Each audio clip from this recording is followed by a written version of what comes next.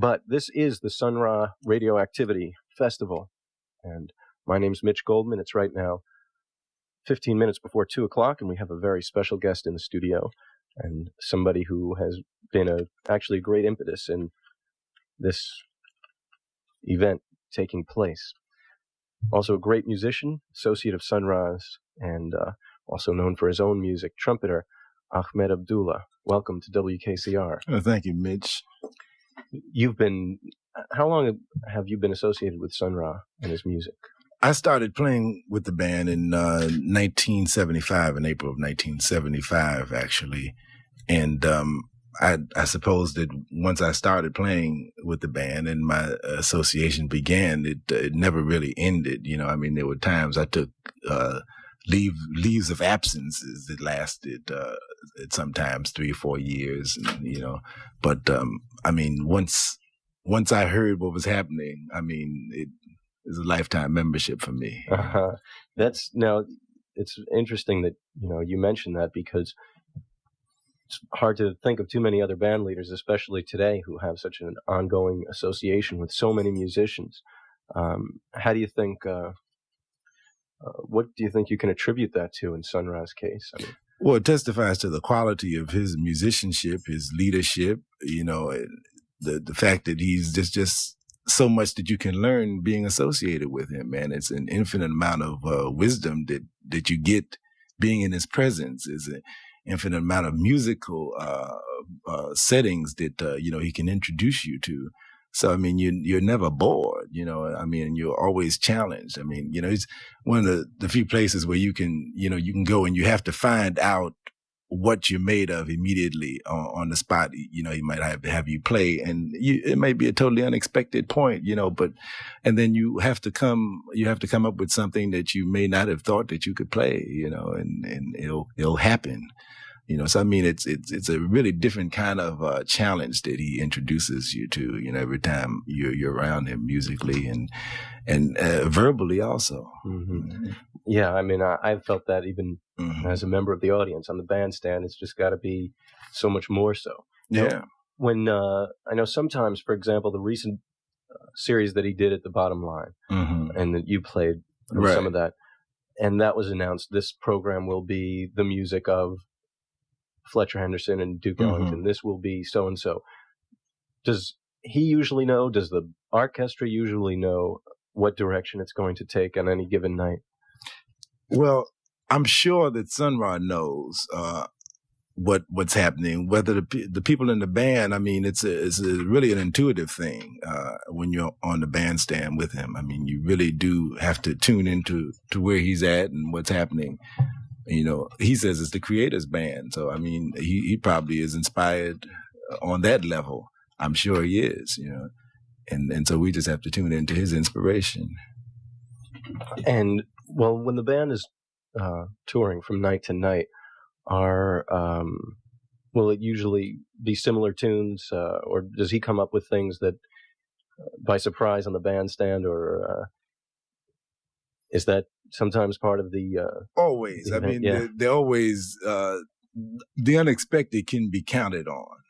That's the one thing that is always consistent about working with him, that you will never know. And if you get to a point where you're comfortable and think that you know, then I mean, you're really going to find yourself in for a surprise, because the best way of I found in being around him is to be open, because you really, he really will show you some things that you would not have expected. One of the beautiful things about being in his presence too is just walking down the street with him and watching and just checking out things that he will find attractive. I mean, and that he'll comment on. It's complete. I mean, it makes you look at things in a completely different light. I mean, you might just be looking at a shop window and he'll see a piece of material that he, finds attractive, and, he'll comment upon it, and I mean, he might see just a building that, looks, particularly impressive and talk about that. And so, I mean, it's like, you almost like, it's like looking through the eyes of a child. You see, children are always amazed at whatever, they see. And as adults, we tend to get kind of, I suppose, relaxed in our viewing patterns and tend to think of things as being commonplace. But, to be open to all of that, as he is, just brings so much, such a wealth of information, into your sphere of awareness that you can then, interpret, in any different kind of level or plane, Do you think that, did he rediscover that, or did he never lose it? Do you have any idea? I'm sure he's always had it. He's always had it since I've known him. He's just open. He's just a very open person, man. It's just, just a beautiful cat to be around. Now, in your case, what were some of the circumstances when you first joined the orchestra? Well, how I joined, actually, I was playing with a band called the Melodic Quartet. And that band consisted of two members who were formerly with Sun Ra, Ronnie Boykins and Roger Blank, and another saxophone player named Charles Barkeen. We were playing in this band, and we went to Philadelphia. I guess it was around 1974. We played at a park in Philadelphia. And Sun Ra, and the people in the band, they're always very supportive of other members in the band. So, if you were associated with the band on any level, and the relationship was good, you can believe that, the cats in the band will come out and, they'll check you out when you come to Philadelphia. Or if, when he was in New York, I'm sure the same thing happened in New York. So, most of the cats in the band, come to the park to hear, this group, the Melodic Quartet, when we played down there. And Sun Ra or someone in the band, maybe it was Danny Thompson, took my number. And a year later, I got a call, about April of the following year. And, I was asked what I was doing and if I was interested in coming down to rehearse, which I did. And I rehearsed with the band. And about a couple of weeks later, actually, we did a gig at the East, which was a cultural center in Brooklyn. We did a weekend there. And then following that, we did about a 2-week stint at the Fire Spot. And so that was my basic introduction. I came into the band like that, in 1975, June of 1975, in May of 1975, doing those things, those dates. So you just jumped right in it was a group rehearsal, and you got a chart, and that was it? Or did you have any kind of an interview or solo one-to-one appointment with him and said that he was playing or anything like that? Well, I guess, I'm speaking for him, which is something I shouldn't do. But I would say that I guess by the time he called me, he knew what I could do and knew, how I would fit into the band, which is why, I was asked to be in the band at that time. I'm sure he does have, ideas of what he wants individuals to do, when they join. And so, that's why I suppose I was in the band at that time, And I was given at the time, I think Akhtar Iba was the other trumpet player. Kwame Hadi had just left, and so he didn't need another trumpet player.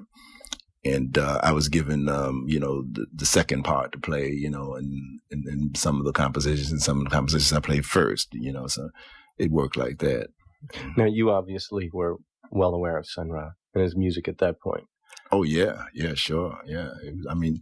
We're talking about 74, so he had already left New York, and I had actually met him in the 60s when he was living in New York, because I lived, I kind of grew up on the Lower East Side, so, Slugs was like about 5 blocks away from where I grew up at, so, it was no thing to go by there on a Monday night and hear the band, and it was a powerful band, man. These cats, they really knocked me out, man. It was very, I'm talking about I was like 18, 19, years old at this time. And, I was just watching. I said, man, these cats are bad. It's the band I want to play with, man. Cause they just looked like they were soldiers. And they played.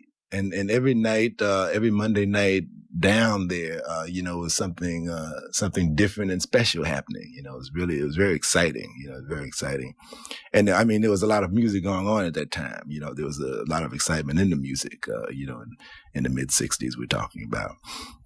So, I'd gotten, records, from him and, there's a fellow that was associated with the band at the time, I think, Nimrod, Carl Malone. He gave me one of the records. We Travel the Spaceways, which I see right over here.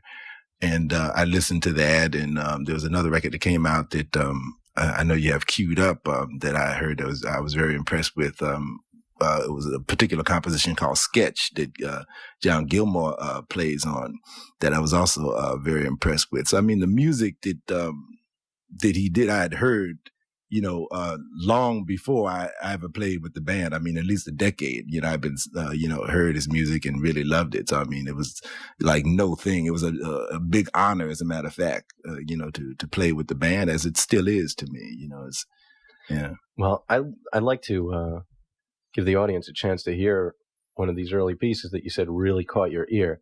Maybe we can listen through your ears a bit. Now, when you walked into the studio, you had the same reaction that a lot of people have from seeing so much of his music in one place at one time, mm-hmm. and things that you hadn't heard. And I know it's been a long time since you've heard this piece, mm-hmm. but what of those memories have lasted the longest? If you want to say anything about if you even know who might be in the band, or about the piece Sketch that caught you? Well, it's the playing, and it was just different from most of the stuff I'd heard at that time. I mean, there's never been a lot of Sun Ra's music played over the airwaves. So I mean, really a lot of it. I mean, this is beautiful that you cats, what you cats are doing here, man. I mean, it's beautiful and it's vital. I mean, people should really hear this music, this way. I mean, it's because a lot of it is not programmed to, be played in, the commercial formats. It's a special and spatial music, that you really have to give time and space to. I mean, you really got to deal with it on this kind of level in order for people to appreciate, the profundity of it all, you see.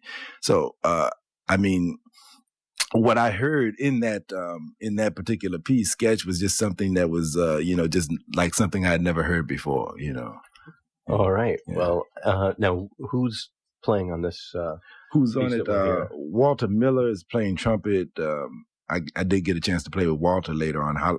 Ali Hassan is trombone. Teddy Nance is on trombone. Bernard Pettaway, Marshall Allen, John Gilmore, Danny Davis, or alto sax, John Gilmore, tenor sax, of course. Robert Cummings, bass clarinet. Pat Patrick, baritone sax. Sun Ra is playing piano. Ronnie Boykins on bass. Roger Blank is playing percussion. Lex Humphreys is also playing percussion on this particular track, Sketch. Sun Ra from Other Planes of There, and that piece was a request from our guest, Ahmed Abdullah, and we heard Sketch and Pleasure. What did you think hearing that again after? Oh man, it just brought back all kinds of beautiful memories, man, of the, initial hearing of it. I mean, this is an album I spent a lot of time just listening to over and over. It really is a pivotal album, as far as I'm concerned, and musically. I really would like to get a hold of a copy of it, as a matter of fact. Yeah. Well, we'll make a cassette for you. I don't know where even our copy came from. We had it on Reel to Reel. Mm-hmm. But, okay. We've got, that was recorded, by the way, we should tell you, in... Well, it says here in 1964. That's possible. I don't know for sure. And the song, the first one was Sketch, and the second one was Pleasure, and they both really just featured the rhythm section. Sun Ra, Ronnie Boykins, either Roger Blank or Lex Humphreys playing percussion, and John Gilmore playing Sketch, and Pat Patrick playing Pleasure. So they were like vehicles for the two strong horn players of the band. Yeah. Oh yeah. Now, how was some of us who have only been didn't have the opportunity of being at Slugs on a Monday night in '66. How has the approach changed a lot over the years since then? Do you think, in general?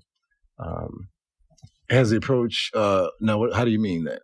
Overall, of the orchestra. I mean, what I mean to say is the things that were going on at that time that you alluded to. Mm-hmm. How did that come out in what the orchestra was doing before the audience?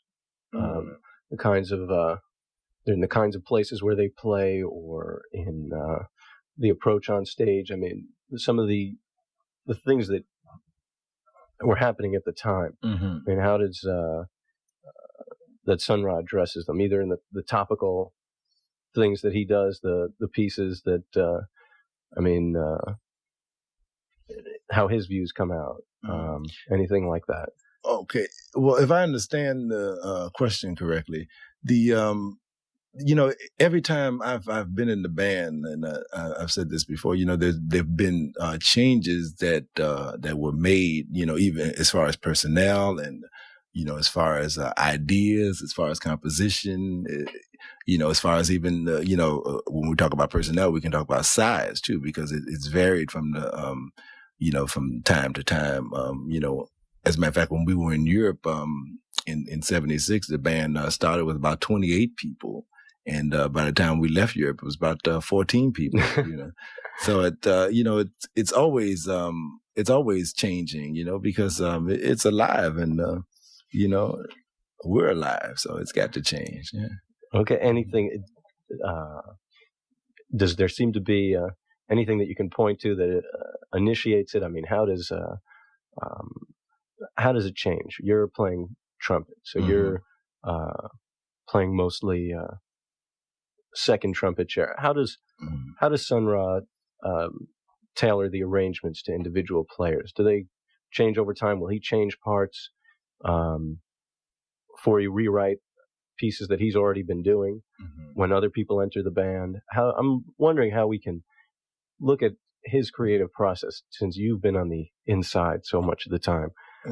Any things like that? Well, he always says that he's tailor-making compositions, tailor-making parts, I should say more. He makes them for the players who join the. I mean, he knows of your capabilities, knows what you can play. So he writes particularly for the individuals who are in the band. Like I'm sure most composers do. It's like, I mean, if you know that a person can play in a particular range, then you write in that range. It's otherwise you're not really dealing with the capabilities of the individual who's going to play the music. So, it's something that, of course, is done. But one thing in particular I can recall about being with the band, and it's a conversation that I've heard him he had with me, and I know he's had with other people. It's about playing. When we were playing the Stomps, for instance, he would talk about playing how it's a matter of respect to play a solo just as another person had played it. He would talk in particular about playing Henry Red Allen solos, which is what we did on some of one or two of the compositions that are Stomps. And the solos would have to be played exactly as Henry Red Allen would play them. This is something that Eba, the trumpet player that was in the band when I came in the band, he did extremely well. I mean, he was able to really, get all of those nuances, and that was something that, I learned when he told this to me. I mean, I got the lesson maybe years later, in terms of understanding the importance, of the recreational ability, the ability to recreate, the music of these past heroes, And, this is one of the values I see, for instance, in the band, and one of the ultimate lessons I've gotten as a result of my association. The fact is that, this music it has an ongoing history to it.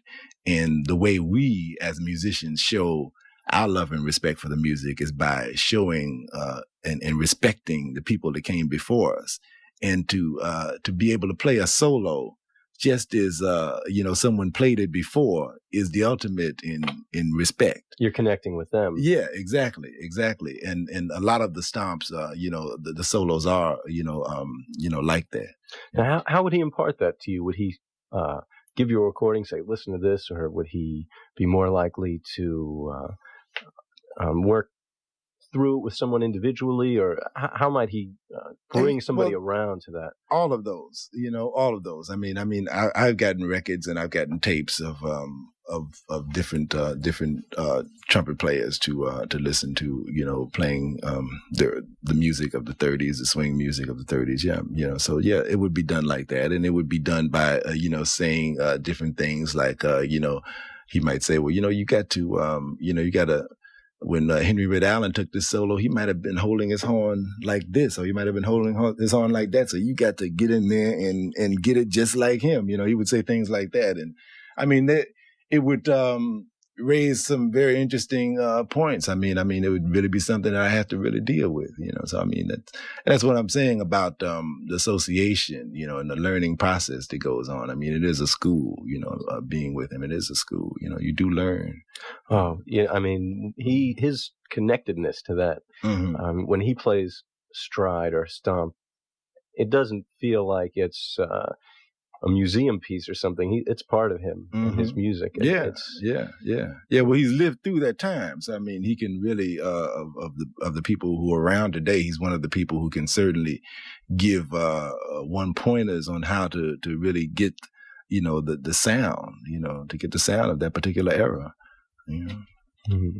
Now, we have, we're very fortunate that we have some recorded documentation of one of your early tours with Sun Ra. And that's actually probably, I'm talking about one of his more well-known recordings, the Inner City Live at Mantra in 76. Now, was this the first time that you had been to Europe with him, or? It was the first time I've been to Europe with him, right? It seems like we might have done some other tours before then. Around the Eastern Seaboard, but it was the first, and it was about a 3 or 2 month tour that we did, and Montreux was one of the places that we played at during that time. Was that so? That now this is certainly one of the larger and more prestigious, if not the most so, the European festivals. This was for a big audience. Yeah, oh yeah, the room was packed. Yeah, there were a great deal of people there. And I mean, and the sound system was excellent. Hospitality was excellent. It's just it was a beautiful affair. The hotel was beautiful. Everything was really done well. And I mean, I think it was about the first time in a few years, maybe about 6 or 7 years that Sun Ra had been there. So he was very well received, as a result of that, Did you get the impression that the European audiences were well acquainted with what he was doing?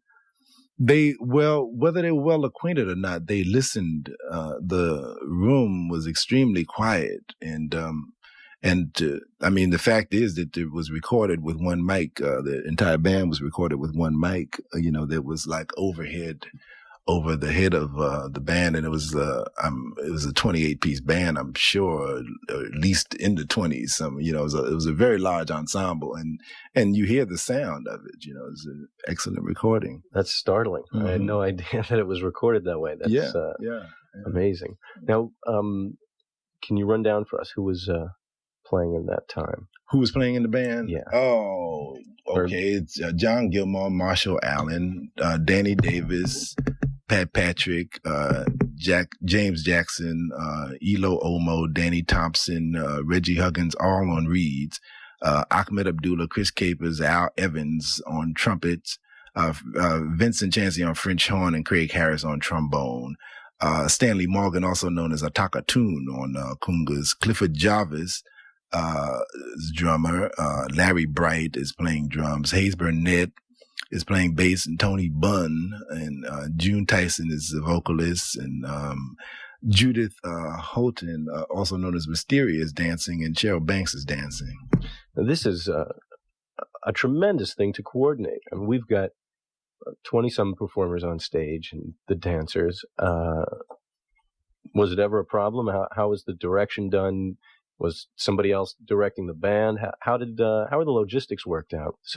Well, in Sun Ra's band, Sun Ra is the director. He leads the band. I mean, there's no question about his authority and his presence. So I mean, it's very easy. No matter what the size of the ensemble is, if there is a mutual respect for the leader of the band, I mean, things can happen. But there is that kind of unity within the band. Everyone knows it is Sun Ra's band, and there's no question about that. And when you have a group that large performing, how much flexibility is there with, I mean, if he wanted to call a different tune or take one in a different direction, did it ever become cumbersome, or how did he work that around? Because I know that the band really seems very spontaneous. And when the larger groups, was that ever become a little bit cumbersome? Did you find, or it never seems cumbersome. I mean, everything seems to. It's a magical situation being involved with the band. I mean, things happen, and things happen when they're supposed to happen and the way they're supposed to happen. Yeah, that's it. Okay, so now tell us about the piece that you picked out. It's a piece called "L is the Sound of Joy." Yeah. Okay. Anything else? Any other recollections about it? I'll tell you something. When in playing with the band, this is another thing that I can comment upon, not being associated with as much now as I say used to be during the time of this recording. For instance, it's a thing to sit in the band. Sometimes you may sit and you be playing ensemble parts, and as a young person coming into the band, I mean, I would yearn for a chance to play some, to take what people quote unquote call solo, right? But as a person coming into the band now, I understand something else about the importance of the organization and the importance of being a part of an organization that functions, in a very strong and positive way, so that my contribution as an individual is to make the organization work, as opposed to, featuring myself as an individual. You understand what I'm saying? So at this point, when this recording was done in 1976, I mean, I was in a point where, it was about playing. So there's always a great deal of apprehension. And, when a song is played that, that you're going to be featured on, you know what I'm saying? There's a little anxiety there, So, Sun Ra would always play the song on the piano, and then, hearing the song, it's like, oh man, this is it now, I got to do it. You dig? So it's like, that kind of thing. So all of that is in the playing. So so we know what you were feeling as you heard. Right. Yeah, Ahmed Abdullah. You heard his voice slip in there. The people loved it. They did love it. We love it. I think everybody at home loved it too. The orchestra at Mantra in 1976, and that was just listening back to that. What else comes to mind hearing that? From that, I'll tell you something. I remember when we finished the concert.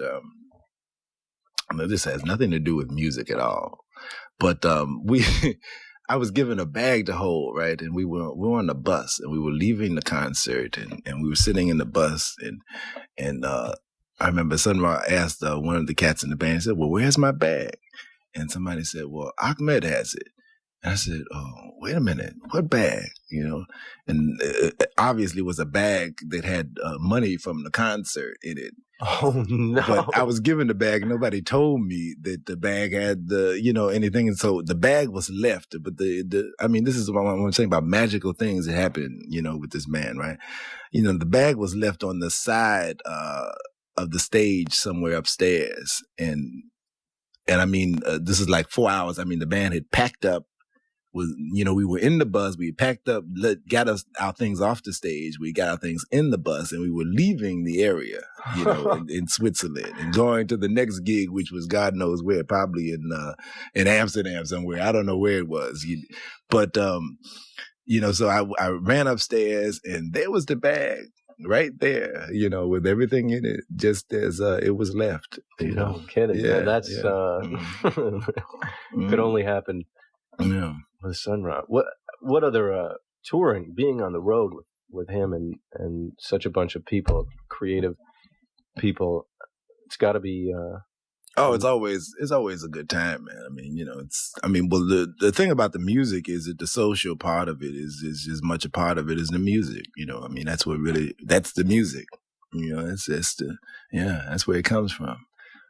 It's I think that another thing that Sun Ra has managed to do is really kind of knock down the wall between the band and the audience. You guys, it's always very vibrant. You're having a good time. People communicating musically and otherwise, and walking into the audience. Exactly. Yeah.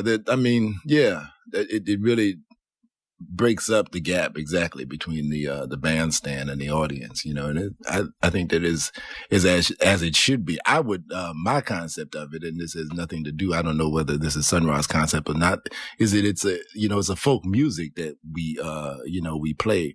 And a folk music is something that is experienced by all people, and it's a participatory music. So that, the symbology involved in leaving the bandstand to me, is one that shows, the relationship to the folk musical part of this thing that we're doing. Mm-hmm. Absolutely. Mm-hmm. And now,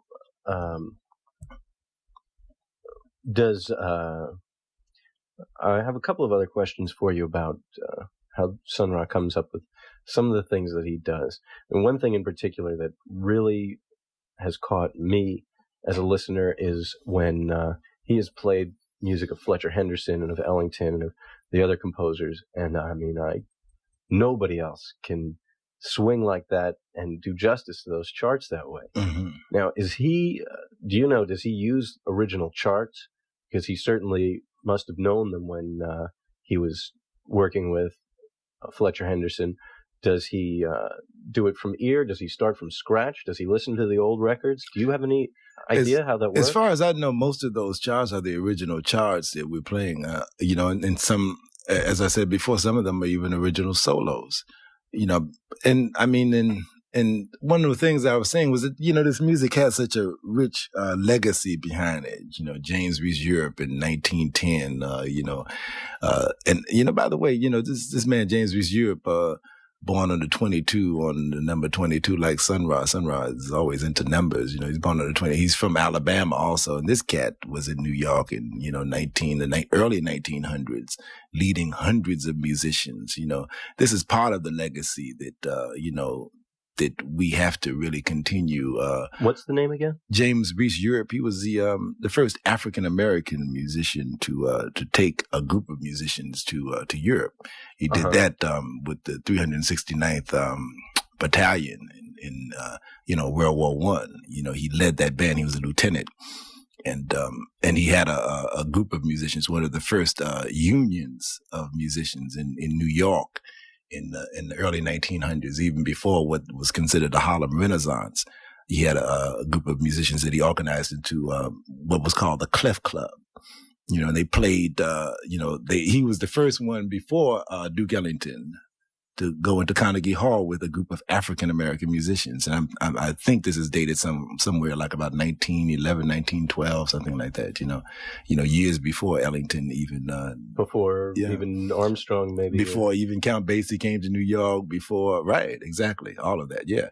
So this is the legacy, the musical history that, I know that, just by playing those compositions, though I've not talked to Sun Ra about this, personally, I know this is what the music is certainly about, the continuation of, this great legacy that, that we have, the recreation of it, recreational music. Yeah. And he's even taken it to the next step beyond that also. Mm-hmm. And absolutely. Now, when for you as an individual member of the orchestra, how does he direct the individual player? Does he encourage aspects of the playing, or how does he? It seems to me that he has brought out of a lot of musicians who've played with him. As you were saying, he's brought new things out of your playing. Mm-hmm. And how does he direct that? I mean, how does he draw that out? Is it musically or otherwise? How does the how does he shape the playing of the members of the orchestra, either from your experience or from what you've seen? A powerful presence can influence people in a number of different ways, and he is a powerful presence. So, I mean, he can do it vocally. He can do it musically. He can do it by just nodding with his eyes, in your direction, So, I mean, there are many ways that, he's able to, effect, what he's trying to do, in different settings. Yeah. Mm-hmm. Mm-hmm. All right. Well, we're going to take a listen to another of the recordings that you did with the orchestra. Mm-hmm. And this was about the same time as Montreux? Yeah, this was in August of 76. We were in the studio. We did this in Paris. It was a studio session, and the particular track here is Jazz from an Unknown Planet. How different, let me just ask you, how Sunrise approach differs in the studio than on the bandstand? He's such an innovator with his instruments and with the things he's doing with the band. There's a different set of problems in the studio, and a different set of opportunities. Does he use them like that, or does he play pretty much live the way the band would hit in front of an audience? Does he have an audience in the studio when he plays? It's an interesting thing that you're saying this, and after I think over it, being associated with the band over this period of time, I've really just made this one studio date, which I don't think is enough for me to really comment on that, with any kind of clarity. I can tell you how this particular date was done, and it, we spent time going over the compositions, and it was very meticulously dealt with. It was, we would play the composition until we got them right, and then we recorded them. It's, the way most recordings go, as far as I know. It was special because Sun Ra was doing it, and anything that he does is special. So, Okay. Now, this is a smaller group, but it is the orchestra. Any comments on who was brought in for this? How they may have fit in with what else was going on, the live performances of the band at that time, or anybody featured on the cut that we're going to hear? I believe I'm taking a solo, and I think John Gilmore's also taking a solo on this particular track that we're going to listen to, Jazz from an Unknown Planet. Our guest, Ahmed Abdullah, featured on that piece, Jazz from an Unknown Planet, from Sun Ra's album, Cosmos. And Ahmed, would you want to tell us a little bit about the next piece we'll hear from this album, and anything that you particularly remember about that studio session? I just remember it was a very small studio, and there were I don't know how many, maybe 10 members of the band at that time in the studio. Seemed particularly cramped, but there was no problem as far as the music was concerned. The music was able to get out in spite of the situation. We did it in Paris after being in Europe for a couple of months. We were living in Paris at that time, and doing other gigs throughout different parts of Europe. And this piece is what's the piece that we're going to hear? The other Neo Project number 2 is another Sun Ra composition. Do you have any insight into how he comes up with the titles? I certainly do not. You will have to investigate the mind of Sun Ra for that. Yeah. Okay, Neo Project number 2, the title track of Sun Ra's Cosmos, featuring our guest trumpeter Ahmed Abdullah, and this was recorded in the studio in Paris in 1976.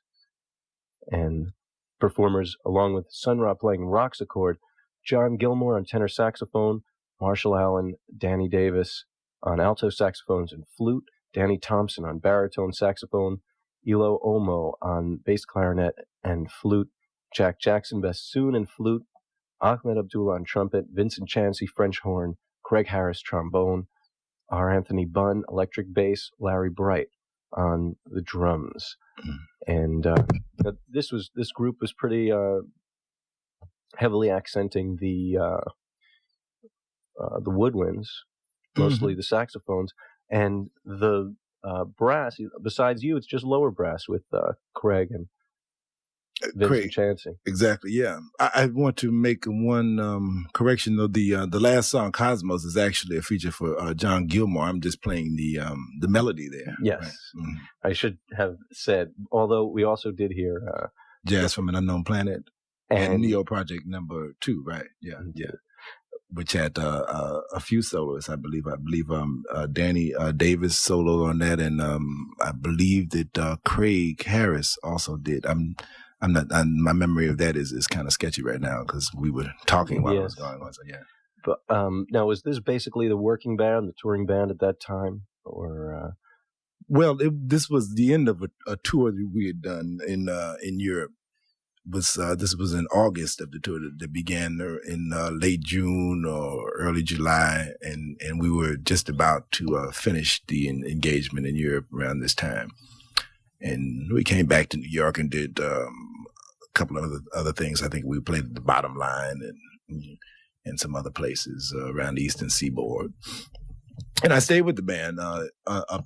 Working, we did tours in Midwest. I remember going out to Cleveland and doing a thing out there. I think it was called a Salty Dog Saloon or something like that. It was a weird name. We did a couple of weeks out there in Midwest, different places, Bloomington, Indiana, and, different places like that. Yeah. Mm-hmm. Now, I'm a condescending New Yorker, so I have to be curious about how the music goes over in the Midwest and around the country. How do people respond to it? Is it a different feeling at different audiences around the country? Or? Well, during the time that I was with the band, I mean, now Sunrise had been around for quite a time by then, at least 3 or 4 decades by that time. So, I mean, he had developed a group of people who were very loyal supporters. I mean, wherever we went, and that was one of the things that really opened my eyes, to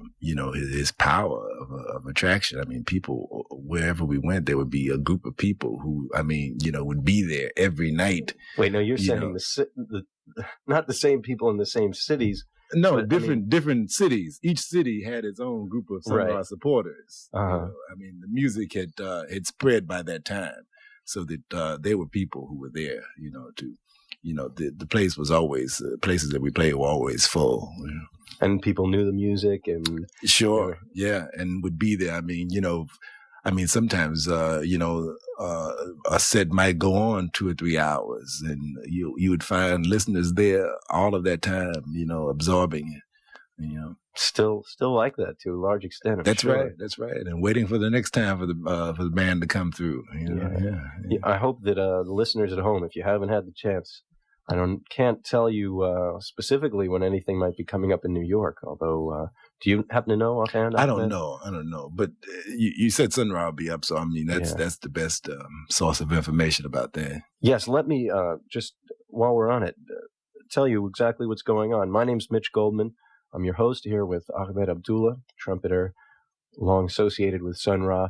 This is the Sun Ra Radioactivity Festival. It began Thursday at noon. It's continuing until the early hours of Tuesday morning. 116 hours of the music and of Sun Ra and the insights of those who've been associated with him and the man himself. Sun Ra will be joining us sometime this afternoon or this evening. They are en route from Philadelphia, Sun Ra and many of the members of the orchestra. So that's going to just keep getting better and more exciting as this goes on. I hope that you're going to be able to stay with us.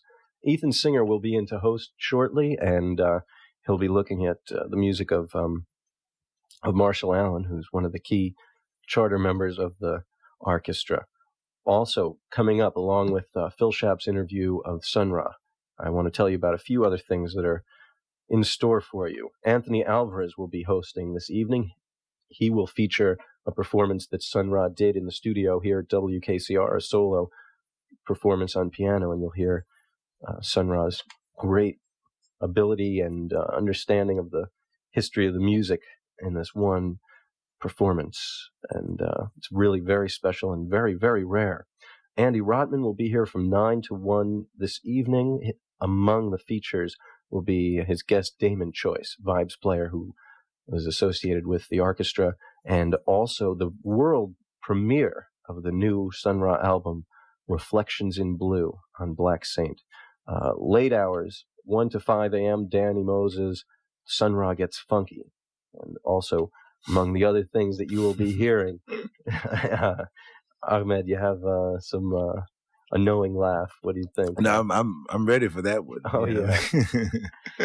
There is really no limit to his scope.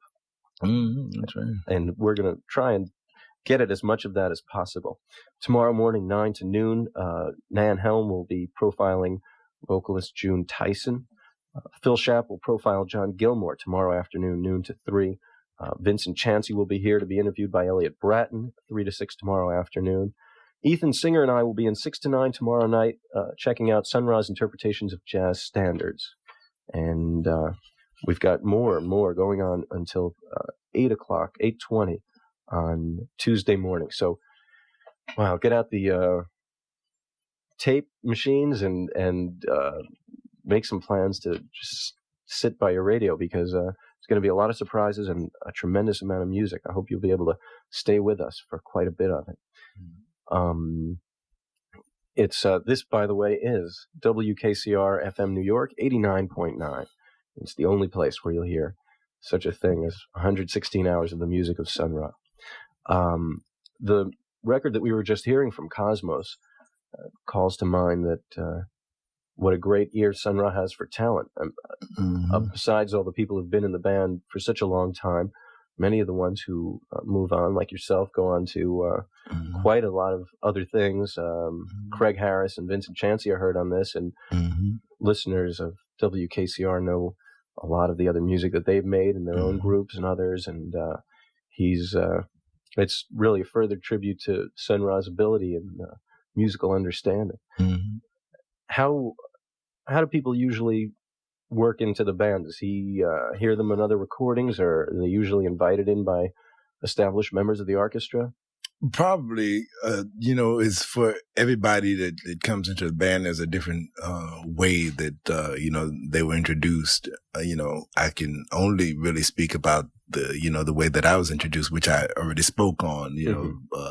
Through members of the band who were, with the band before, and, in that relationship, sparking another relationship.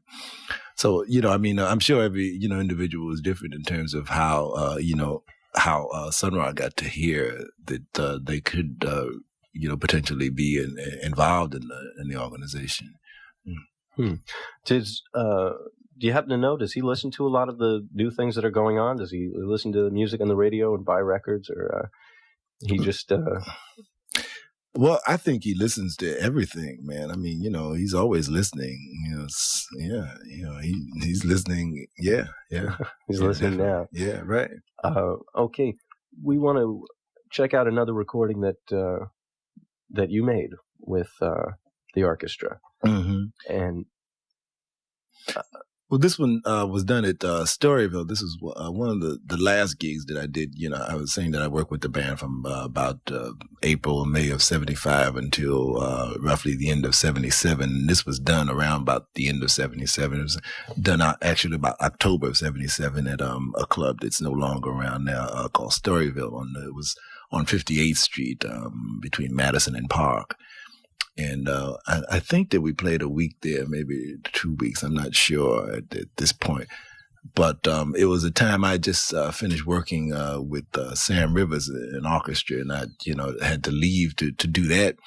And of course, in a big band, you have to have people who, especially a band like Sun Ra's, where parts are tailor made. You have to have people who are going to be there.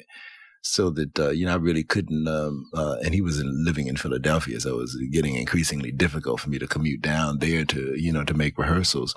So Michael, Ray then joined the band in 77, around that time, during the time that I was away. When I came to make the gig in Storyville, there were, Michael was there and Eba was there. So there were 3 trumpets. So 3 trumpets made this particular date. And this was one of, like I said, one of the last dates that I did, for a while. And I don't think I played with the band again until maybe I didn't tour with the band again until maybe 1980. And then, I toured again in 84. Yeah. Okay. Right. And now, do you want to tell us a little bit about the recording as it was released, as it has come to be known to us? It was called Unity. It's on Horror Records, and it does say here recorded sometime between the 24th and 29th of 1977 at Storyville. The personnel are, of course, Sun Ra on keyboards and Michael Ray, myself, Akhtar Iba is on trumpets, Danny Davis, Marshall Allen on alto saxophones, John Gilmore is on tenor sax, Danny Thompson is on baritone, Marshall Allen, Elo Omo, and Jack Jackson and Danny Thompson and Danny Davis are playing flutes also, and that's a long list. Vincent Chancey is on French horn. Emmett McDonald is on bass horn there. Craig Harris and Charles Stevens on trombone. Richard Evans, also known as Richard Williams, is playing bass. Luke Monali is on drums, and Thomas Hunter is on drums. Takatoon and Eddie Thomas are also on percussion. June is a vocalist, and that's it. So again, this is one of the larger of the regular touring orchestras. Yeah. If I don't recall whether we did any more. This particular unit did more work outside, but I think that we did. I remember going places with this unit. Mm-hmm. All right. Well, this was released in Italy on the Italian Horo label. It's real hard to get to. Yeah, we were. In the beginning of the program, we listened to some of this record. There were 3 Sun Ra records released on this label. Mm-hmm. This one and the 2 we were playing in the earlier part of this program, the quartet records. Right. And none of them are too easy to come by now. I had to go to Italy to get my copy. Did you? I had to go to Bonadrini's office to get one. Right. Exactly. Was this one of his? Well, he distributed them as far as I knew, and so that's where I went to pick up a copy, So, other than that, they were not in record stores, man. Wow. Okay. So once again, if you're looking for these, wish you all the luck. And if you find a big bunch of them, then let us know. Mm-hmm. And anything, we could, how did it come to be that these were done on the Italian label? Was it just, it was an arrangement that? I'm not familiar with the details behind it. Right. I do know that it is a fact. Yeah. It's on Horror Records. Kind of curious. Yeah. Maybe if we can at some point unearth that, and maybe even these will be reissued. We can hope. There's also a number of standards we'll hear that, we will, at other points in this festival, you will get a chance to hear some of them too. Mm-hmm. But the piece that we're going to hear, tell us about it. This is a Sun Ra composition called Halloween in Harlem, and Sun Ra himself introduces it. From the recording from Horo Records, Unity, Sun Ra Orchestra, recorded in the Halloween week of 1977 at Storyville in Midtown here in New York. Sun Ra heard on keyboards, trumpets of Michael Ray, Ahmed Abdullah, and Akhtar Iba,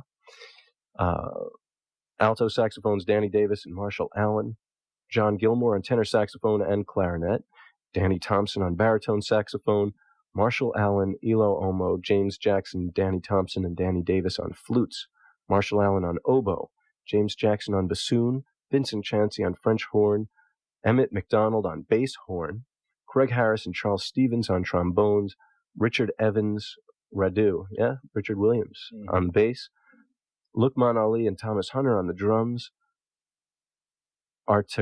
help me with that one. Takatoon, and Eddie Thomas on percussion, June Tyson, Eddie Thompson, Akhtar Iba, and orchestra unit on the vocals. We heard Halloween and My Favorite Things. That was John Gilmore featured on that tenor saxophone on My Favorite Things. And once again, you should know that our guest is Ahmed Abdullah, trumpeter, heard on this and other Sun Ra Orchestra recordings. and we've been here discussing his contribution to Sun Ra's music and some of the other things that we have all been received from Sun Ra. What else? Anything that you're... I just remembered that after this date at Storyville that we did in fact go to Chicago, and we played at Chicago at the Jazz Showcase shortly after this. I remember we were there in around Thanksgiving time there. We did a week or two in the Jazz Showcase. Yeah. Now, what else do you remember about this unusual 3-trumpet section? How does the ensemble work when Sun Ra put you together? Did he have, do you think, a specific design in mind? The way that you're playing complement one another? Was there the way that solos were taken? For instance, does the same player take a solo on the same tune each time it's called? Sometimes that happens. Sometimes there's songs that are features for particular instrumentalists, and then sometimes there's songs that are open that people can just find a way to get into. But most of the time it's pretty much designated who will play, or Sun Ra will designate who is to play. Mm-hmm. Now, obviously, the solos, for the most part, are improvised, except you were saying about the stomps. Right. The stomps are pretty much the solos are pretty straight from the original recordings of them. Yeah. And that's almost note for note, or very much along the lines. Pretty close. They're pretty close. Yeah. And now, except for that, there are passages where it sounds like it could be kind of a group improvisation. Is that are all the other parts generally written out, or is there how much other input does the individual player have in the orchestra? I mean, like one of the things we were listening to in one of the last pieces that is it mostly written other than the solos? Well, we're talking about a variety of music, so of course there's going to be a variety of ways that the pieces would be dealt with. You're talking about which piece in particular now? I can't remember specifically which piece it was, but it was one of the I can't remember which piece it was exactly, but it was one of the more in pieces with it was a composition, and it was a passage that sounded a little bit looser. And Yeah, well, I mean, there is that element also. I mean, that's part of the music. It's one of the things about improvised music, I suppose, is the spontaneity involved in it. The ability to create on a dime, as it were. So that's part of it too. I mean, sure. That's as well as the organized, pre-planned, setup design that also is a part of it. All right. Well, we're going to jump back over the seas to Switzerland. Okay. And turn the clock back about a decade. Okay. And tell us some more about... this is from the Mantra album again. And this is a piece called is it called From Out Where Others Dwell? I believe it is. Yeah, no, this is the House of Eternal Being. Okay, the House of Eternal Being. And there are 3 trumpet solos. There's myself, and then Al Evans plays, and then I believe, let's see what else, French horn, Vincent plays, and then another soloist, Reggie Huggins plays some. Clifford Jarvis is on drums, and Ataka Toon is playing kunga, and that's about it on this one, I believe. All right. Anything else about the composition, or was that something that the orchestra had been playing for a while? And it's pretty much a Sun Ra composition.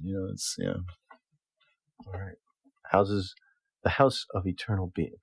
Sun Ra and his orchestra live at Montreux in Switzerland, 1976.